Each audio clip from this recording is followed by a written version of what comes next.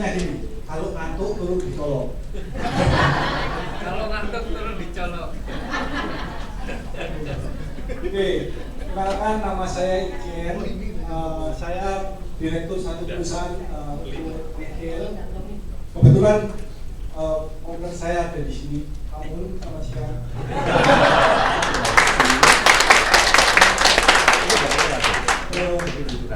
Siang ini saya mau sharing tentang sesi ketiga, yaitu Facing the Giant.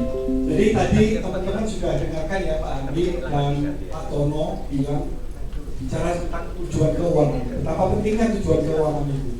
Dan teman-teman tahu sesi sebelumnya tentang apa tadi ya? Yang Pak Tono, save or save. Ya.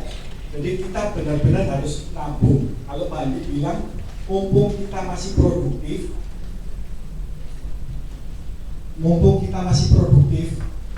kita harus menyimpan uang masa kini untuk masa depan. Tapi yang biasanya dilakukan itu adalah memakai uang masa depan untuk masa kini. Cicilan, nah. Bedanya tabungan sama cicilan itu seperti itu. Kalau kita pakai uang masa depan untuk masa kini, orang itu sering lupa. Kalau nyicil itu biasanya dia lupa kalau gajinya atau pendapatannya itu bakal hilang 12 bulan atau 24 bulan kemudian. Dia lupa uang yang masuk, yang dia terima masih sama, tapi dia lupa bahwa dia sudah diambil untuk cicilan itu ke depan berapa bulan. Jadi itu sering yang membuat kita itu terperangkap, terjerat ya. Jadi saya akan sharing tentang gini.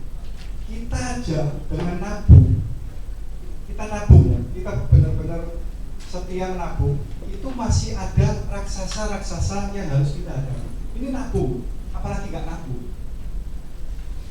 Jadi ada 4 raksasa yang harus kita hadapi. Ini ada 4 raksasa ya. Jadi kalau bilangan 13:30 bilang, kemudian kalian mencoba menenteramkan hati bangsa itu, kita akan maju dan menduduki negeri itu, sebab kita pasti akan mengalahkannya.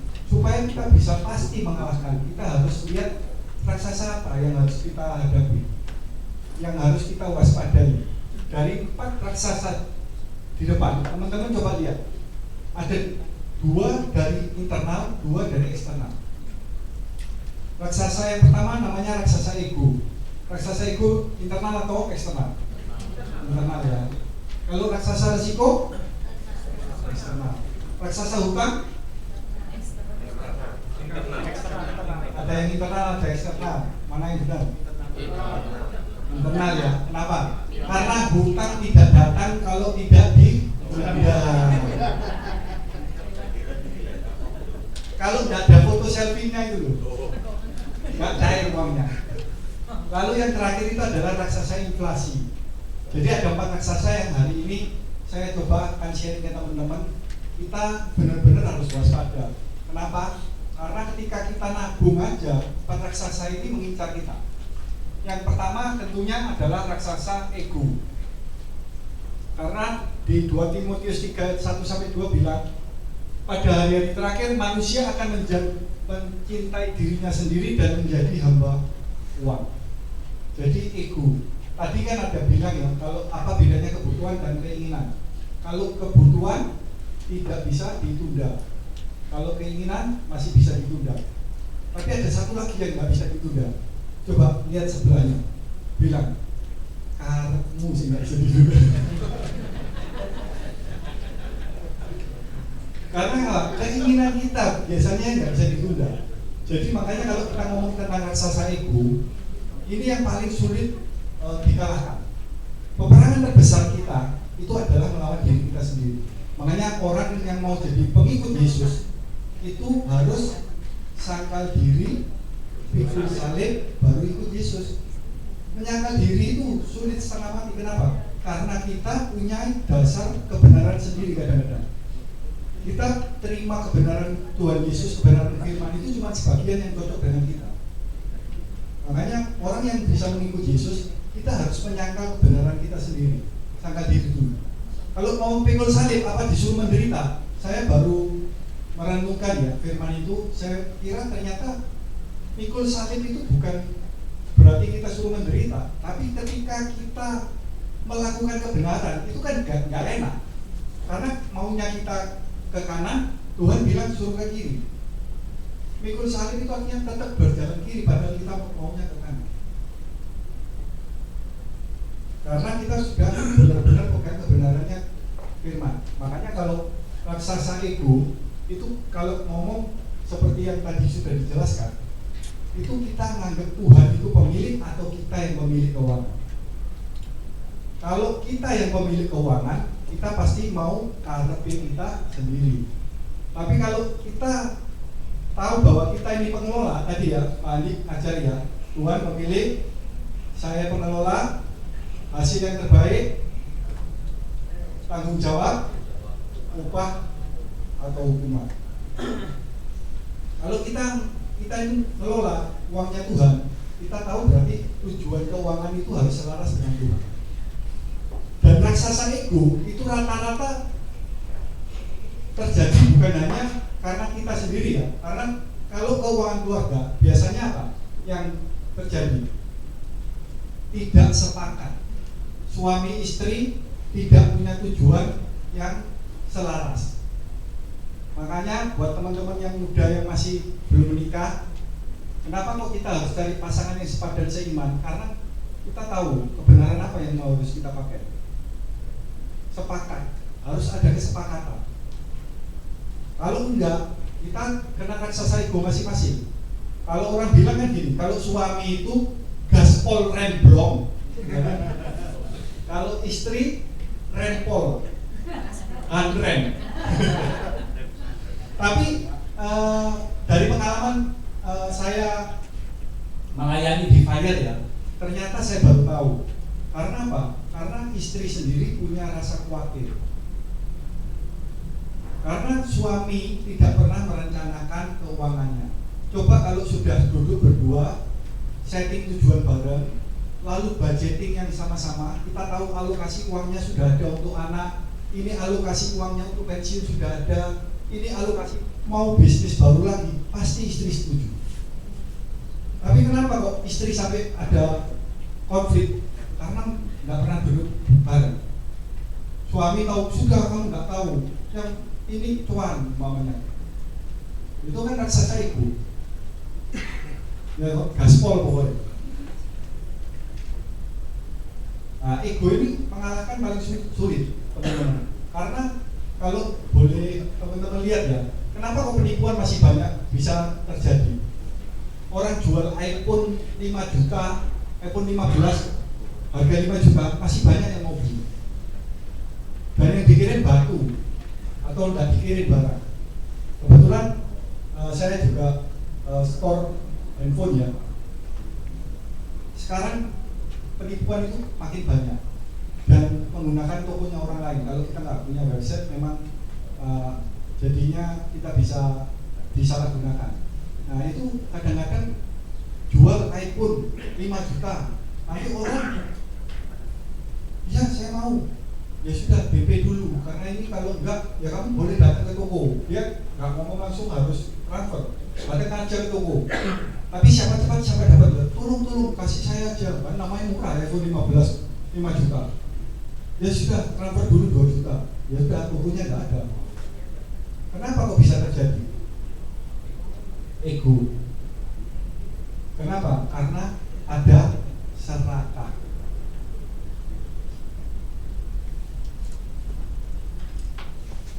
1 Yohanes 2 ayat 16 bilang, sebab semua yang ada di dalam dunia, yaitu keinginan daging, keinginan mata, dan keangkuhan hidup, bukanlah berasal dari Bapa, melainkan dari dunia. Jadi ada faktor-faktor yang terkait, yaitu gaya hidup berlebihan atau impresi sosial. Kalau tadi Pak Tono bilang bahayanya orang ke mall, itu mencobai diri sendiri, betul ya? Tapi sekarang nggak usah ke mall, mallnya yang datang ke tempat Bapak. TikTok live, ya kan? Barang murah, gak foto, beli bawa, cetek, bungkusan banyak yang datang. Bukan tidak boleh ya Bu, tapi apakah ada di alokasi budget? Pernah suatu hari ada pasangan suami suami istri datang, kita lagi ngomong tentang keuangannya.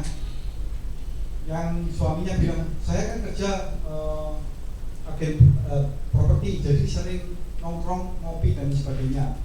Ini mau ngomong budgeting untuk terima, lalu untuk pengeluarannya itu dijaga. Nah, dia bilang sekali ngopi berapa, ke Starbucks dan sebagainya. Dia butuh, akhirnya disepakati uang 1 juta. Tapi gimana cara disiplinnya itu yang penting. Jadi contohnya gini, hari pertama dihabiskan 1 juta, ya sudah tidak boleh ngopi lagi. Nah itu yang berat. Kenapa? Karena raksasa ego. Biasa kalau sudah habis, biasanya alasannya suami-suami gimana? Jatah bulan depan tak ambil dulu. Tapi jangan lupa teman-teman, ketika ngambil jatah berarti ada alokasi budget lain yang hilang. Oke teman-teman, jadi gaya hidup berlebihan dan impresi sosial. Sekarang berapa banyak anak-anak muda yang lihat cuman dari YouTube ataupun TikTok ataupun Instagram, itu ukuran sukses. Itu dilihat. Kalau teman-teman sekarang kan paling lihat Timothy Ronald lah ya, umur 24 sudah punya berapa triliun kan. Tapi teman-teman pernah bayangkan nggak berapa banyak umur 24 yang seperti Timothy Ronald? Nggak semua dari kita bisa meniru cara Timothy Ronald untuk jadi Timothy Ronald. Nah standar-standar itu kita sendiri sudah dipenuhi oleh gambar dunia. Kalau dulu kita dipengaruhi gambar dunia itu ketika kita keluar berkomunitas dengan orang-orang. Tapi kalau sekarang gambar itu masuk lewat satu menit. Kalau lihat TikTok berapa konten ya, bisa 3 konten ya. Itu berapa informasi yang masuk dari kita. Sukses seperti apa yang kita dipengaruhi dunia. Kalau kita nggak punya kekuatan kebenaran firman Tuhan, kita akan terombang-ambing. Makanya nanti ada sesi kelima, ada tentang riches dan multiplikasi oleh Pak Tom. Itu kita diajari bagaimana kita mengembangkan kekayaan, bagaimana kita mengembangkan kapital modal yang ada. Banyak orang lupa mengembangkan modal yang sudah dipercayakan Tuhan, tapi berharap hasil yang berbeda. Ya. Yang kedua, impulse buying dan investasi risiko tinggi tanpa pengetahuan yang memadai. Ini yang sering terjadi. Kan kalau di online kan selalu ada sale, terus waktunya berjalan mundur kan. Supaya apa? Supaya kita melakukan pembelian yang impulsif. Karena dibatasi diskon. Contoh tadi saya ngomong sama Bu Nani di belakang, kadang-kadang kita pakai kartu kredit untuk dapat miles, betul ya? Transaksi digunakan milesnya banyak, tapi pertanyaan kan gini, milesku kemarin ada 30.000 harus. Karena juga berpikir milesnya bisa ditukar tiket pesawat, tapi sebenarnya nggak mau jatah liburan, kita liburan, uang hotelnya, uang jajannya. Nah itu kan ada nggak dialokasi budget? Kalau memang sudah ada dialokasi budget, nggak apa-apa. Tapi kadang-kadang karena kita punya milesnya, eman milesnya, keluar uang yang nggak ada di budget. Nah itu cilakanya. Jadi kita seperti lingkaran setan yang kejar-kejaran terus. Lalu investasi risiko tinggi tanpa pengetahuan yang memadai. Nah ini nanti kita dijelaskan di riches ya, sama multiplikasi Pak Tom sama Pak Andi nanti besok ya. Itu gimana sebenarnya mau mengembangkan. Kita nggak mungkin bisa dapat hasil yang tiba-tiba besar, istilahnya dengan niru cara orang kalau kita nggak ahlinya. Banyak orang lihat mau investasi itu bukan karena tahu itu untung, tapi karena kita ini serakah. Kita nggak mau ada proses, tapi kita ingin hasil yang besar.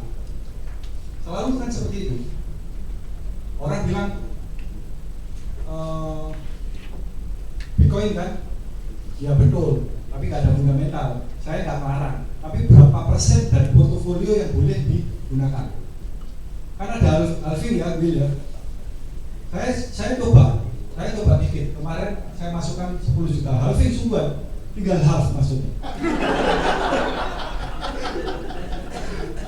Saya juga mau tahu kan, saya coba. Ya benar-benar, katanya halving nanya, Ya, sekarang tinggal hal.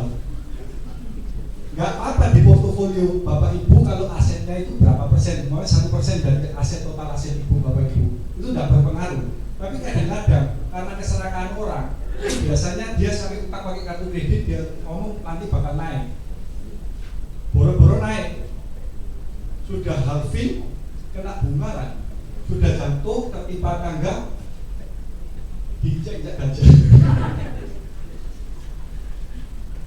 Jadi teman-teman yang pasti ya, raksasa yang dari diri kita sendiri yang paling berat, yaitu raksasa ego. Nah, raksasa ego ini sebenarnya bisa dikalahkan dengan apa? Ya, dari selfish menjadi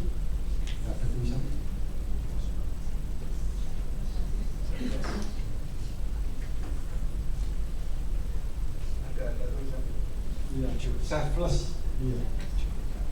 Selfless yaitu artinya yang tadi itu. Karena kita bukan pemilik, kita adalah pengelola. Pengelola itu punya yang tadi tanggung jawab. Jadi tanggung jawab itu kepada Tuhan, bukan karena kita yang punya. Jadi kita nggak bisa seenaknya. Jadi raksasa ego itu yaitu nomor satu, kalau suami istri harus sepakat.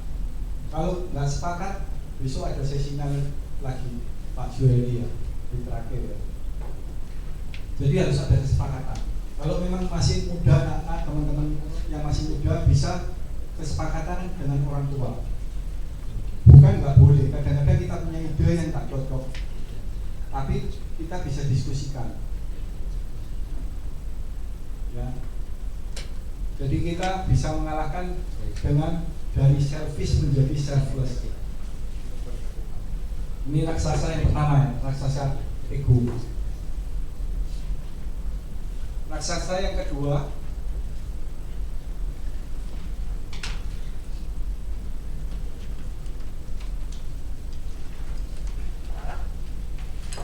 ya, raksasa kedua yaitu raksasa resiko. Resiko itu bisa terjadi istilah ini, kayak tadi kita bilang kita sudah budgeting dan lain sebagainya. Tujuannya apa? Supaya ada kepastian tujuan itu bisa tercapai, betul ya?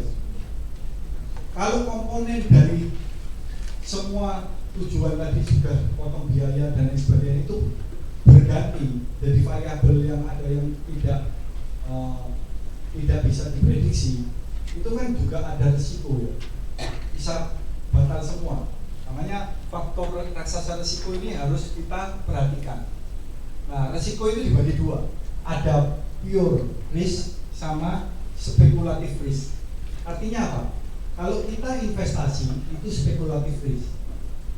Makanya tadi ada pertanyaan, saya tadi buat siapa ya tanya? Kalau kita usaha, kita mau berhutang dengan untuk modal usaha, itu kelihatannya produktif memang. Tapi itu spekulatif risknya ada. Kan nggak 100% pasti untung. Masih ada faktor X-nya. Nah itu harus diperhatikan. Apakah kita punya exit plan? Apakah kita sudah perhitungkan kalau memang tidak berjalan sesuai dengan kondisi itu, kita bisa terima kerugian yang ada. Seperti Pak Andi tadi bilang kan, ada orang sudah buka pabriknya besar. Nah kenapa kolaps? Karena uang modal yang sini yang kepake. Tapi kalau bukan modal, mungkin keuntungan tahun itu yang dibuat pengembangan, bukan usaha. Ya risknya paling jelek kan tahun itu nggak untung. Tapi berapa banyak yang orang yang gunakan resiko itu dengan semua aset yang ada di sini. Padahal ketika ini nggak jalan, bukan ini aja yang gagal, tapi nyeret yang satunya. Jadi itu ngomong spekulatif risk. Bisa untung, bisa impas, bisa rugi. Nah, itu ngomong tentang investasi ya. Tapi kalau kita ngomong pure risk, itu bisa diasuransikan. Tapi cuma dua hasil outputnya, bisa rugi, bisa impas. Jadi impas bukan untung. Jadi halo teman-teman, kalau yang mau ikut asuransi untung berarti salah ya. Karena beli asuransi itu tujuannya bukan untung, tapi tidak ada kerugian. Makanya kalau kita ngomong beli asuransi kesehatan, itu yang diganti adalah biaya pengobatan. Makanya banyak orang kan bilang, saya nggak boleh check up. Check up kan bukan pengobatan, pemeriksaan. Kalau dari hasil check up-nya itu ditemukan sakit, itu di cover. Tapi kalau nggak ada sakit, cuma check up, itu tidak di cover. Karena asuransi itu cuma mengganti biaya yang ditimbulkan akibat perawatan suatu penyakit atau kecelakaan. Jadi jelas ya, kalau kita ngomong asuransi itu pure risk. Kita bukan cari untung, nggak ada asuransi untung. Jadi kalau mobil ditabrak ya diserviskan, berapa biaya servisnya itu yang diganti. Bukan nanti pulang bawa susuk, mobilnya bisa diganti dari Innova ke Alfa. Ya. Kalau itu kita investasikan namanya. Nah, ini risk management. Risk management itu ada dua. Ada yang dialihkan ke pihak lain, ada yang ditanggung sendiri. Jadi teman-teman ingat ya, Pak Tono bilang bahwa kita harus punya kotak P3K. Kotak P3K itu adalah asuransi yang kita kelola sendiri. Oke? Jadi 3 bulan itu asuransi yang kita kelola sendiri. Jadi contohnya gini, kalau saya penghasilan saya lagi minus atau kurang dari rata-rata pengeluaran kita bisa pakai kotak P3K nya. Dan yang tadi Pak Andi ada pertanyaan ya Pak Andi ya, yang bisnis sendiri yang harus dipisah gitu ya, pembukuan harus dipisah. Dan kalau memang penghasilannya itu tidak selalu sama, kita kan ambil gaji, tapi gaji itu kan tetap tiap bulan sama. Kadang-kadang kan bisa berkurang, hasilnya kurang daripada gaji yang kita terima. Makanya di perusahaan pun kita harus punya kotak P3K supaya gaji itu bisa jalan terus. Jadi kalau kotak P3K itu untuk resiko yang ditanggung sendiri. Jadi kalau ada emergency case di luar budget yang kita pikirkan, kita masih punya proteksinya karena kita punya kotak P3K. Tujuannya tadi seperti Pak Andi bilang, kita menghindari hutang karena kita sudah tanggung resiko sendiri. Nah, kalau yang ditanggung pihak lain itu kalau kerugiannya besar. Contoh gini, kalau teman-teman mau beli asuransi mobil, itu kan ada dua, total loss only dan all risk. All risk diganti semua sama tabrakan dan lain sebagainya. Tapi preminya bisa kalau mobil sekitar 300 juta ya 4 juta satu tahun kalau all risk. Tapi total loss only cuma 1,5 juta. Ya, jadi bisa juga diatur seperti ini. Kita beli total loss only, kita cadangkan 2,5 juta untuk kita kelola sendiri. Jadi kalau sampai diserempet, kita gunakan 2,5 juta. Jadi itu tinggal pertimbangan. Tapi kalau total loss only paling enggak, kenapa? Karena kita bisa pilih kerugiannya paling besar. Kita tidak bisa nanggung kerugian segitu. Contohnya kalau kehilangan mobilnya 200-300 juta. Kalau kita kehilangan, kita nggak ada asuransi, bisa beli lagi. Tapi budget apa yang dipakai? Uang tabungan anak, uang pensiun, atau uang bisnis kita kepake lagi ya. Jadi kita harus punya proteksi. Jadi itu yang bisa ditanggungkan pihak lain.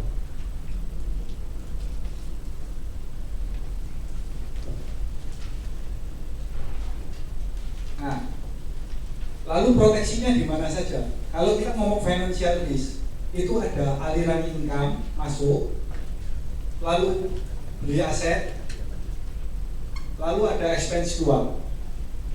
Kalau kita ngomong income, itu kalau income-nya berhenti, berarti tujuan keuangan kita bisa nggak tercapai, betul ya teman-teman? Makanya kita harus jaga resiko supaya income itu pasti terjaga.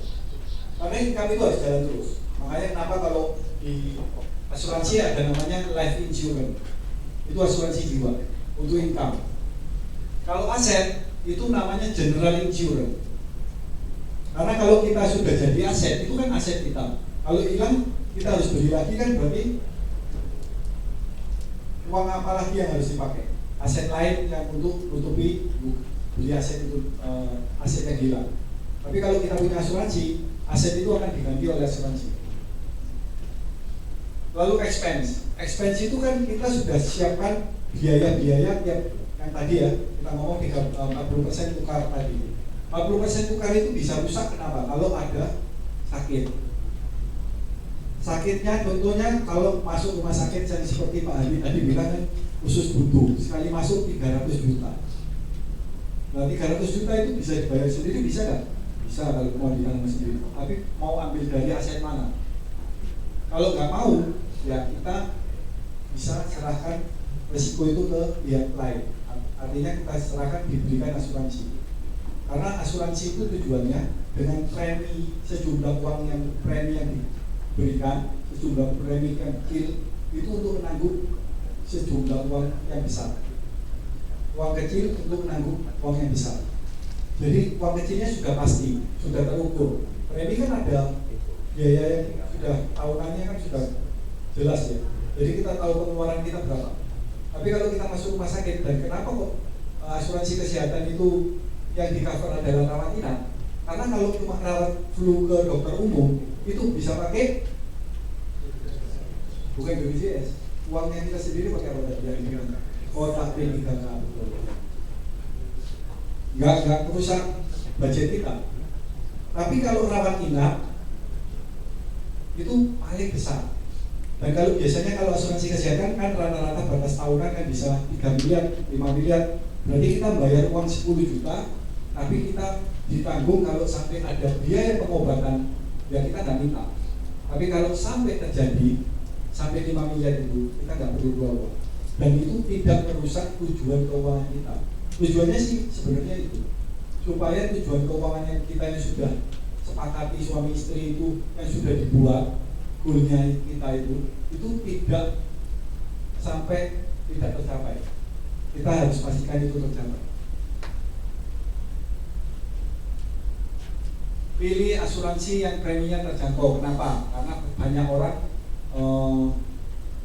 maunya seperti beli pizza, toppingnya banyak, tapi toppingnya digunakan enggak. Jadi disesuaikan budget. Karena tujuannya asuransi salah satunya adalah proteksi budget. Ya, kalau proteksi budget berarti budget, bukan proteksi budget. Betul ya teman-teman. Kalau memang seperti tadi Pak Andi atau Pak Ono bilang ya, bahwa kalau memang kita masih belum punya asuransi kesehatan dari perusahaan swasta, kita bisa pakai BPJS. BPJS sekarang jauh lebih bagus. Tapi memang pengalaman kalau pakai BPJS itu kalau nggak parah itu nggak boleh rawat. Papa saya itu ritme jantungnya hilang 1, tapi orangnya masih bisa diajak ngomong, masih bisa jawab, nggak dimasukin rumah sakit dan disuruh pulang 3 hari. Ya kita dari keluarga juga bingung. Karena kalau diajak ngomong masih pokok kalau masih bisa diajak ngomong disuruh pulang. Kalau sudah kejang-kejang sudah nggak bisa itu baru emergency baru diperbolehkan. Itu karena yang memang nggak bisa, karena setiap orang pasti minta dilayani ya. Jadi ya memang skala prioritas, yaitu kelemahannya masih di sana.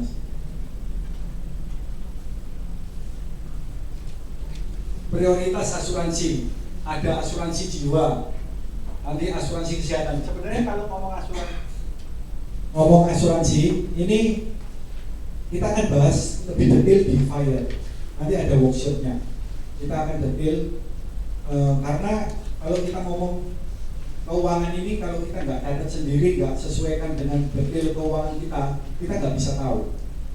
Makanya kalau di file kita akan suruh buat budgeting, transaksi, neraca keuangan kita berapa dan sebagainya. Itu baru nanti kita buat keputusan. Asuransi ada asuransi jiwa, asuransi kesehatan, asuransi cacat tetap atau critical illness. Kenapa kok ini diurutan ketiga? Karena critical illness itu bukan untuk istilah ini. Kalau orang beli asuransi kesehatan, itu meskipun kena penyakit kritisnya biaya pengobatannya di cover. Tapi biaya di luar biaya pengobatan seperti tiket pesawat, akomodasi ke luar negeri. Saya barusan punya teman anaknya kena penyakit kritis, itu 3 minggu sekali harus ke Singapura. 3 minggu sekali kemoterapinya. Dan biayanya untuk pesawat dan lain sebagainya, kalau kita nggak ada penyakit kritis, ya berarti kita harus keluar biaya itu. Tapi biaya pengobatannya di cover. Jadi tujuan ikut penyakit kritis itu ada sejumlah biaya untuk dilakukan untuk komponen di luar pengobatan ya. Untuk perawatan penyakit kritisnya itu yang bisa digunakan. Jadi tujuannya seperti itu. Dan juga bisa digunakan untuk pengobatan alternatif. Kalau mau digunakan alternatif. Kalau alternatif kan tidak, asuransi kesehatan tidak akan cover. Lalu ada asuransi juga kerugian. Ini ngomong tentang rumah dan kendaraan. Asuransi dwiguna seperti proteksi sama dana pensiun dan unit link. Ini macam-macamnya asuransi ya. Sini ada yang punya pengalaman kurang baik dengan asuransi? Nggak ada ya? Ya, kalau sekarang sih jauh lebih jauh lebih transparan karena kemudahan informasi, sehingga orang kalau klaim nggak dibayar semua sudah keluar. Katanya no viral no justice ya. Jadi sekarang lebih mudah pengawasannya. Pengajuan klaim itu semakin mudah karena sekarang gunakan aplikasi bisa. Tapi memang saat sekarang teman-teman pasti dengar bahwa asuransi kesehatan itu preminya naik semua. Karena apa? Biaya asuransinya naik nggak karuan. Nah, kalau dulu yang fraudnya terjadi karena pasien yang sudah sakit ngomong gak sakit.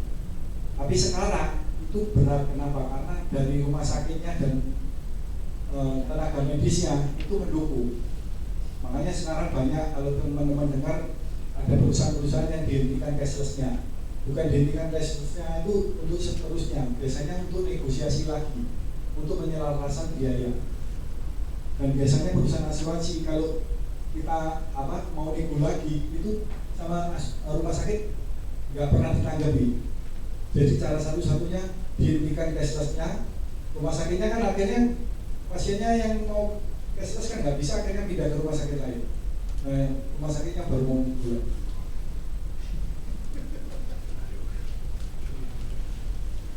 Oke, kalau penyebab klaim nasabah ditolak itu biasanya pasti ada kendala tertentu. Yang paling sering disalahgunakan orang itu adalah endoskopi, kolonoskopi. Orang nggak sakit, pura-pura sakit, betul ya? Tapi sekarang asuransi tambah pintar lagi. Sekarang 6 penyakit, salah satunya diare atau mah, itu kalau tidak disertai tanda vital seperti panas yang berlebihan, tekanan darah yang tinggi, nafas yang lebih dari 25 nafas itu nggak boleh, jaminan rawat inapnya tidak dikeluarkan. Kalau dulu kan ngomong, aduh diare, nggak berhenti 2 minggu, saya mau rawat inap, mau dilakukan endoskopi, kolonoskopi, terus ternyata tidak ada apa-apa.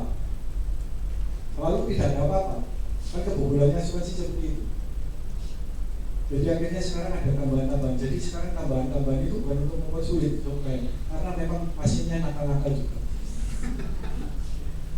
Karena pikirnya apa? Karena sudah bayar asuransi, nggak mau rugi, maunya untung. Padahal bioris itu tadi kalau ada kejadian tidak rugi, tapi kalau nggak ada kejadian, ya ada premi yang harus dikeluarkan. Ya, jadi teman-teman tahu ya. Coba lihat sebelahnya, jangan pura-pura nggak tahu.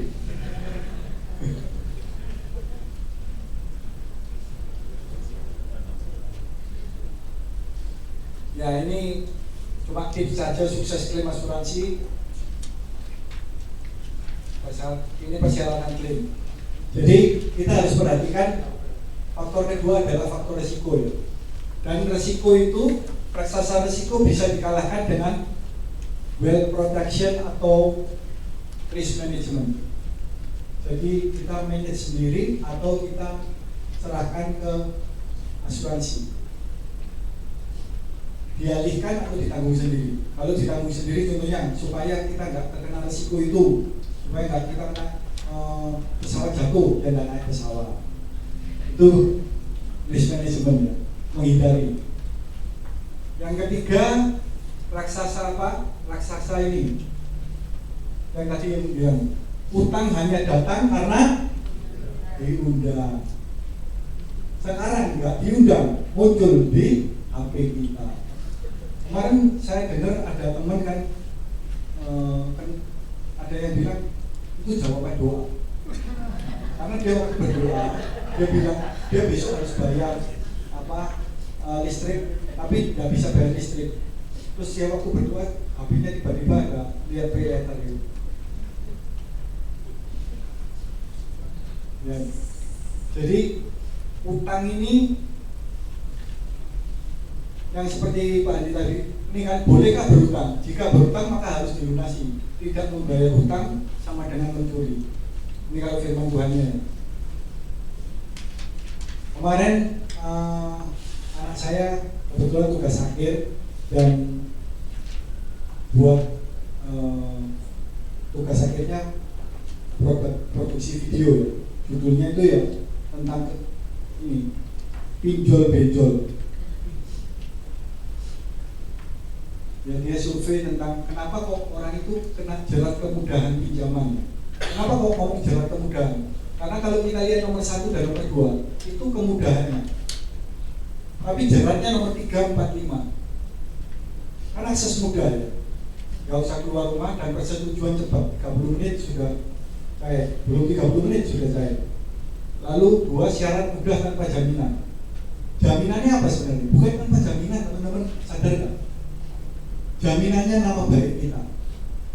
Karena ketika kita download aplikasi, waktu install aplikasi itu, ditanya allow to access your contact. Jadi semua kontak yang ada di HP Bapak Ibu itu sudah dipegang mereka. Dan mereka untuk supaya membayar itu ya cuman nama baik kita jaminannya. Jadi ketika kita nggak bayar lupa langsung di-blast. Makanya kita sering juga melayani banyak juga guru-guru ya kena ya, kan kasihan ya. Dan itu di-blastnya ke orang tua murid. Bayangkan teman-teman, ketika kita jatuh sekali aja ketik nama baik, makanya besok dengarkan di ricis ya. Gunanya kita memang kelihatannya nggak punya modal, tapi sebenarnya kita kalau sadar bukan modal itu cuma uang aja. Nanti dijelaskan di ricis. Ada modal-modal apa yang harus kita tingkatkan supaya peluang kita mendapatkan hasil itu semakin besar. Nah, pinjaman online ini tingkat bunganya yang tinggi. Nah, kurangnya edukasi keuangan, tekanan sosial dan gaya hidup. Jadi jalan pintas. Pertanyaannya gini, teman-teman. Kita nggak utang aja, uangnya kurang untuk bayar, betul? Ditambahi utang, masalah utangnya ada bunganya. Nggak bayar bunga aja nggak bisa kembalikan, apalagi pakai bunga. Ini hubungannya kemana lagi? Ya ke raksasa ego. Karena saya juga pernah alami. Saya dulu tahun 2004 punya usaha sendiri. Waktu buat kesalahan hutang, itu namanya orang manusia nggak mau salah. Aduh, coba kalau nggak salah gini, aku dikasih kesempatan lagi. Istilahnya gini, kalau ini didulukan aku gak buat kesalahan lagi. Tapi apa yang terjadi? Kita cari cara, kita gak mengakui dosa kita gak mengakui kesalahan kita berusaha nutup itu dengan jalan pintas, dan akhirnya semakin terburuk. Jadi waktu itu saya cuma punya hutang 200 juta tahun 2004, 200 juta. Tapi gara-gara tidak mau bereskan utang itu dan mengakui cari cara cepat untuk nutup 200 jutanya itu, akhirnya rumah saya jual, mobil saya jual, toko saya jual, masih punya utang 600 juta. Bonus, maksudnya bonus bunduni.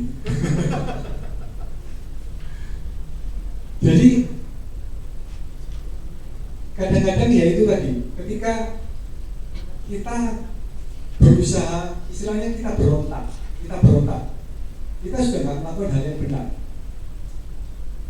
Karena saya anggap saya pemilik, saya mau kembalikan milik saya yang hilang. Tapi karena ambisi saya itu, akhirnya harusnya cuma kehilangan satu, jadinya kehilangan segalanya. Jadi jangan main-main teman-teman sama utang. Saya pernah punya orang juga lagi konseling, seorang perempuan, gajinya 10 juta tiap bulan. Biaya hidupnya kemarin sudah hitung-hitungan 7 juta satu bulan, masih sisa 3 juta. Tapi utangnya 500 juta, kartu kredit 27. 500 juta itu kalau bunga banknya 2,5%, berapa? Kan dia gesek ini, terus untuk bayaran ini buka lagi lebih banyak, kan ditambah terus 2,5%. 2,5%-nya itu berapa? Kalau 500 juta, 12 juta 500. Jadi dia tidak makan aja masih belum bisa nutupi. Bunga loh, belum mengurangi pokok utang. Dan kalahnya manusia, raksasa ego lagi. Pak bilang sudah, kamu blacklist dulu aja, tetap nanti diselesaikan. Tapi ini harus jadi beda. Dia ngomong sama saya, gak bisa kok. Saya kalau papa saya tahu mati bapak saya. Aku bilang ya, setahun lagi pasti mati. Ketahuan pasti, karena plafonnya kan habis. Jadi teman-teman, kalau kita terjerat hutang, segera harus berani amputasi. Artinya kita ngakui, kita amputasi. Nanti ada sesi khusus ya kalau untuk soal hutang dan sebagainya. Tapi kita harus bereskan. Tapi yang paling penting itu berbalik arah. Hati kita harus kembali ke Tuhan dulu. Kita sadar dulu. Jangan terus, ya istilahnya gini. Kadang-kadang kita itu melakukan satu kebodohan, berusaha untuk utang, padahal tahu kita nggak mampu, tapi karena ego kita nggak mau malu dan sebagainya, kita semakin terjerumus. Nah itu raksasa ego itu paling berat. Jadi soal hutang ini, karena kita nggak punya, makanya hari ini kita ada KMKF itu tujuannya supaya ada literasi keuangan. Sehingga apa? Sehingga kita bisa mengajarkan kembali ke generasi kita berikutnya, anak-anak kita dan sebagainya. Karena bayangkan kalau kita sendiri nggak bisa menjaga, kasih pakai buat anak-anak kita itu dapat informasi dari luar, dari TikTok yang 1 menit 3 informasi, 3-4 informasi. Sukses itu seperti apa? Sukses itu harus naik jet pribadi, punya kripto, uang ada berapa di untuk kripto. Tapi nggak tahu dasarnya, saya bukan anti kripto ya, nggak apa-apa. Itu ada hitungannya berapa persen. Tapi kalau sama orang-orang itu kan all in. Tapi kadang-kadang kan jangan lupa, mereka sendiri yang pompong saham itu, mereka sendiri yang pompong alternatif koinnya itu, supaya ada pasar yang membeli, karena mereka influencer. Kami ikut, mereka jual, harganya habis, ya yang dia tetap untung. Yang habis siapa? Ya rakyat kecil, netizen.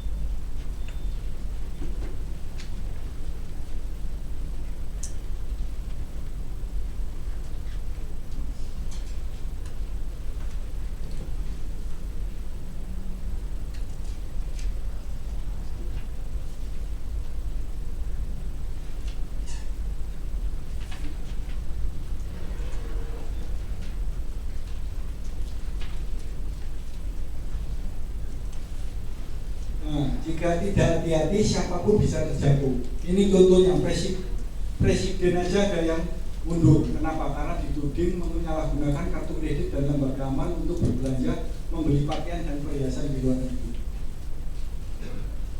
Boleh nggak pakai kartu kredit? Boleh, kalau ada uangnya. Ya, bayangkan teman-teman dengan berhutang. Hutang itu ada 2. hutang produktif dan konsumtif, betul ya teman-teman. Tapi ini yang bagian trikinya, banyak orang yang nganggap hutangnya produktif. Contoh, kalau ada seorang ibu menyekolahkan anaknya ke luar negeri, produktif apa nih?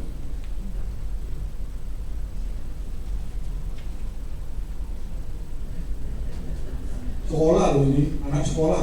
Kamu pengen nggak sekolah anakmu sekolahnya tinggi?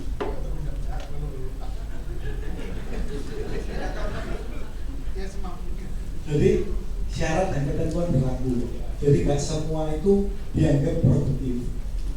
Kalau tidak sesuai kemampuan kita, itu namanya konsumtif.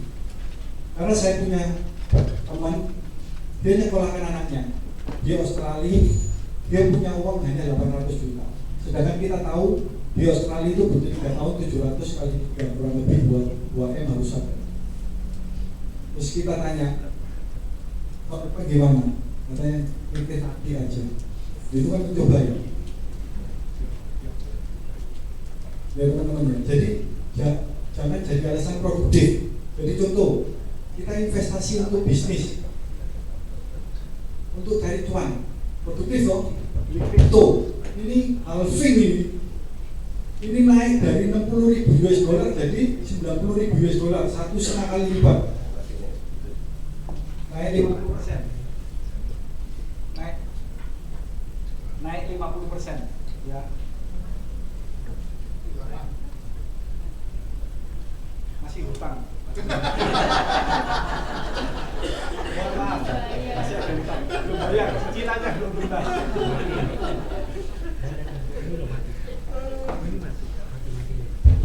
Jadi ini juga kan offsetnya seperti ini ya teman-teman. Banyak yang bilang itu produktif. Kadang-kadang orang-orang itu berhutang untuk sesuatu yang kayak gini. Hitungannya ini untung. Robot trading ini 1 bulan dapat 3%. Dapat sudah 5 bulan pertama dapat. Ya memang. Ya uang dapatnya itu ya uangmu sendiri. Mau kamu kasihkan 100%. Kan tak bayar 3% kali 3 bulan masih 9%. Uangmu masih di aku 90%. Tambah lagi uang baru 14.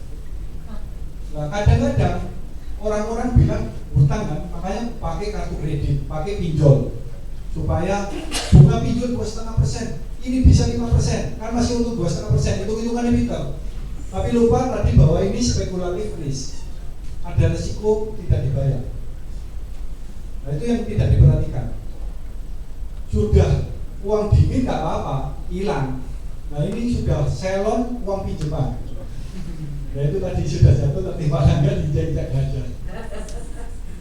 Ya, jadi teman-teman perhatikan S dan K berlaku yang dinamakan hutang produktif. Jadi nggak segala sesuatu yang kelihatan produktif itu produktif. Dilihat kemampuan kita. Apakah kita punya exit plan-nya? Kalau uangnya nggak kembali, apakah uangnya nggak kembali itu nanti akan mengganggu bisnis kita yang ada. Karena kita kadang-kadang terlalu banyak lihat film Hongkong, all in, dikira Royal Flush, ternyata one pair. Oke. Nah, raksasa hutang itu dikalahkan dengan budgeting dan increase kapital. Jadi meningkatkan kapital, dan ini nanti diajarkan di Rotomistis sesinya Pak Andi besok, dan budgeting. Makanya kenapa teman-teman harus duduk budgeting. Mau jalan-jalan keluar nggak apa, budgetnya ada. Sama seperti tadi punya milesnya, nggak apa-apa, ada budgetnya untuk jalan-jalan. Tapi kalau nggak ada budget, ingat teman-teman, ketika budgetnya tidak ada, jangan berutang. Karena ketika berutang, itu sebenarnya kita mau ngambil alokasi tanam kita yang ada, aset kita apa yang mau kita tukar. Kalau in case hutangnya ini nggak bisa terpenuhi, nggak bisa ditutup. Pernah suatu kali ada teman kita pendapatannya besar-besar daripada dia, berarti kan harus ada yang dicoret ya. Biaya ini tadi Pak Andi kan kasih contoh sampai bontot. Makanya Pak Andi, saya kemarin mau ganti mobil, tak lihat, waduh, ketua saya aja nggak ganti mobil, kasih tuh ya Bu. Karena ketika tak tunda ngomong lagi ternyata nggak jadi. Kemarin sudah mau SPK sama Bu Vivi, istrinya Pak Kepsek itu, tapi akhirnya nggak jadi. Nah kenapa? Karena ketika saya beli mobil, saya pasti mikirkan, berarti uang mana yang mau diambil. Kalau uang reksadana saya ambil, reksadana saya 1 bulan masih dapat, umpamanya saya ambil 300 juta untuk beli mobil lagi, 300 di reksadana masih dapat 0,6%. 300 0,6% itu masih dapat berapa? 1,8 juta. Kalau aku beli mobil, mobilnya STNK-nya naik, pajaknya naik, tapi uangku yang 1,8 itu berkurang. Ya sudah nggak jadi. Apalagi tahu Bu Eli mau di Randi Bumingin, sudah nggak jadi ganti guys. Daripada nanti dirujak. Jadi budgeting ya teman-teman ya. Jadi itu yang harus kita punya prinsip pemikiran seperti itu. Pernah sekali ada suami istri juga seperti itu, besar pasak daripada dia. Saya bilang bukan nggak boleh pengeluaran, tapi kita harus hemat dulu sekarang. Nah waktu hemat kita lihat itu ada uang babysitter itu 2 orang. Kan lumayan, babysitter lumayan tinggi. Karena kurang, saya bilang ini babysitternya harus dikurangi 1. Katanya gini, kok enak aja ngomong babysitter dikurangi 1. Kamu nggak tahu anaknya main akal, sampai sih nggak begini. Ya wes, dimarahi aku. Terus aku bilang, ya sudah kalau memang nggak mau babysitternya dikurangi, berarti anakmu nggak usah sekolah. Loh ya kan harus ada budgetnya diambil. Jadi teman-teman ngerti ya maksudnya pola pikirnya ya. Kalau kamu nggak mau dikurangi itu biayamu, ya berarti kamu kurangi biaya kamu. Kamu mau menghemat babysitternya atau anakmu yang nggak sekolah. Jadi pilihannya seperti itu. Jadi semuanya harus budgeting. Sambil budgeting, increase kapital. Besok diajari Pak Andi. Kita punya modal. Modalnya bukan hanya uang. Nama baik itu juga modal. Salah satunya. Nah itu kita harus tingkatkan. Apa upaya yang harus kita lakukan supaya kita tingkatkan? Tidak ada orang sudah tidak ada upaya sama sekali, nggak pernah investasi ilmu, nggak pernah belajar keuangan, terus tiba-tiba pintar. Dibujuki iya.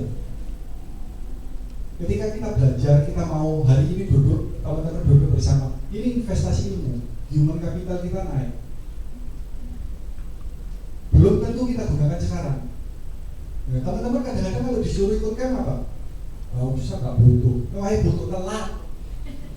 Coba bilang sebelah, telat.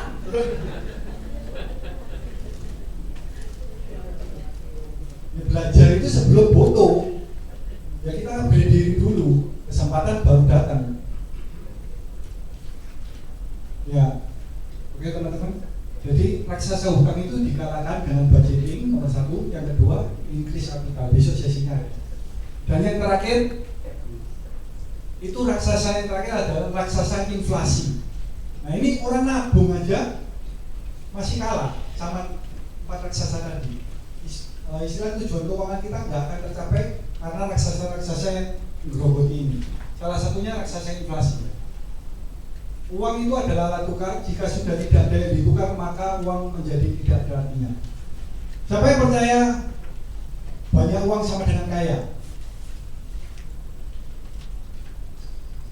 Wih, pintar-pintar pulang lagi. Ya, kaya itu apa banyak uang? Ini bisa dipilihkan.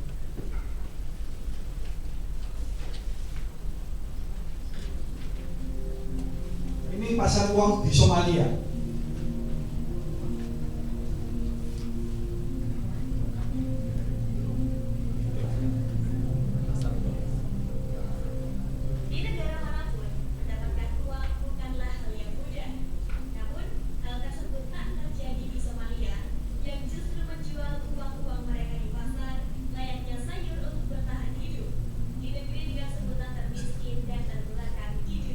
Somalia nih.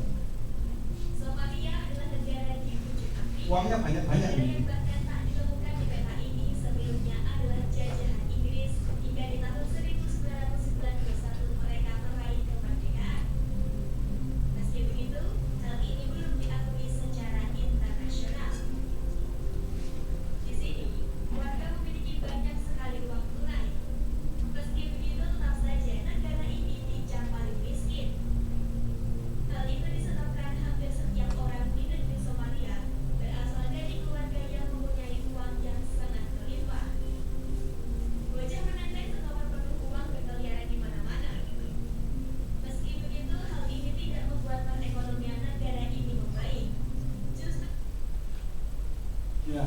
Jadi punya uangnya saya gebok itu baru bisa beli daging.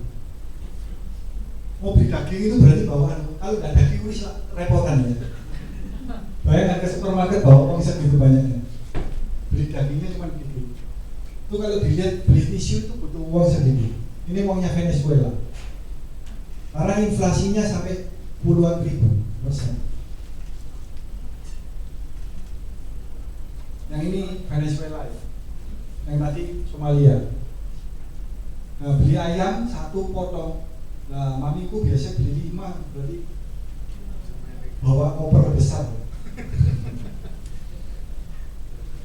Nah, ini daftar negara dengan tingkat inflasi tahunan tertinggi.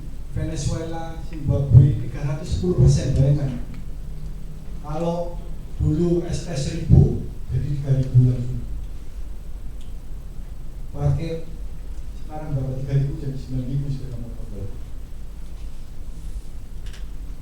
Ini ST tahun 80 butuh 25 rupiah.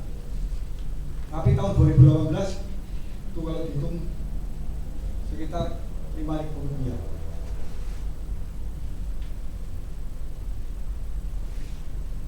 Tahun 2018 3.000, tahun 2048 nggak tahu berapa. Sama seperti di hotel-hotel bintang 5.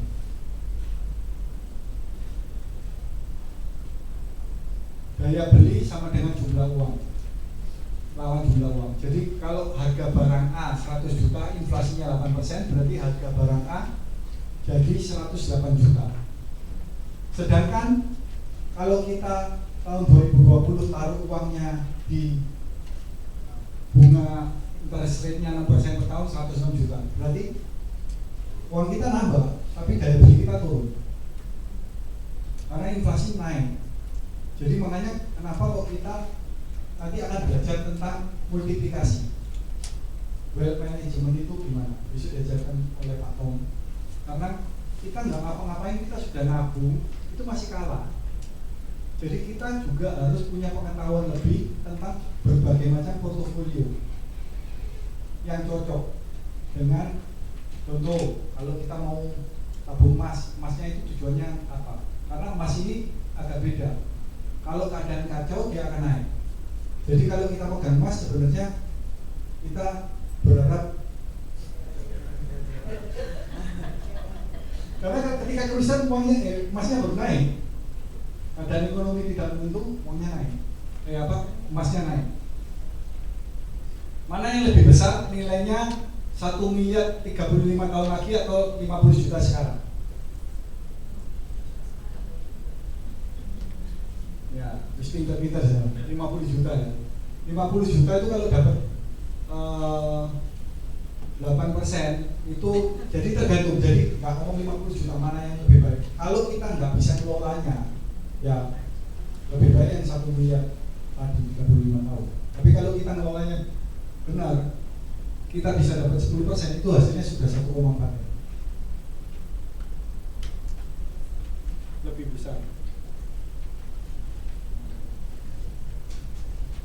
Jadi ada 4 yang paling tinggi inflasinya. Yang nomor 1 biaya kepemilikan rumah. Yang ini agak ngerem ya, karena kemarin kena COVID, jadi naiknya juga berhenti, agak floating. Yang kedua bahan bakar, dulu premium 2.000, sekarang 10.000 ya, sudah 5 kali lipat. Biaya kesehatan juga naik. Dulu tadi Pak Andi bilang anaknya itu sesar 45 juta. Kalau anak saya tahun 2001 itu saya habis 12 juta sesar. Berarti sudah naik berapa? 4 kali lipat. Dan 4 kali lipat. Lalu biaya pendidikan itu naiknya tinggi sekali. Beli rumah tahun 97 144 juta, tahun 2018 sudah 2,5 M. Kenaikan harga 1,580%. Berarti kenaikan harganya 15% per tahun.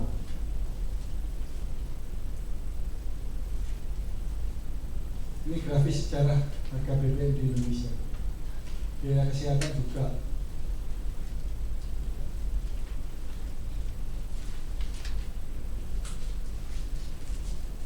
Ini uang pangkal naik 94% selama 5 tahun. Uang SKS naik.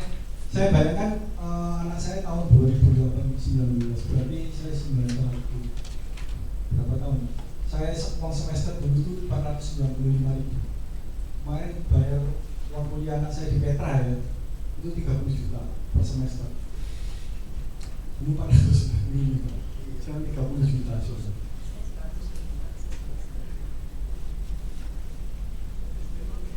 Nah, ini ada satu film yang kita lihat bersama ya.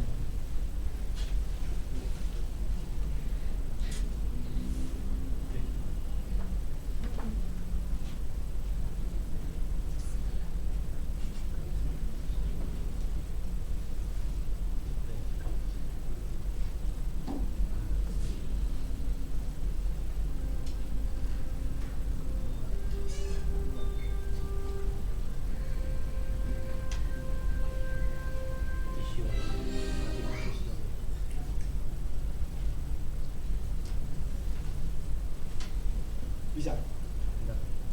Kalau nggak bisa nggak?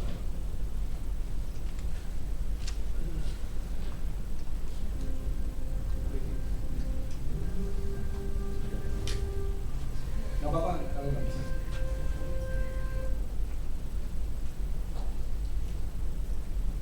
Next ya.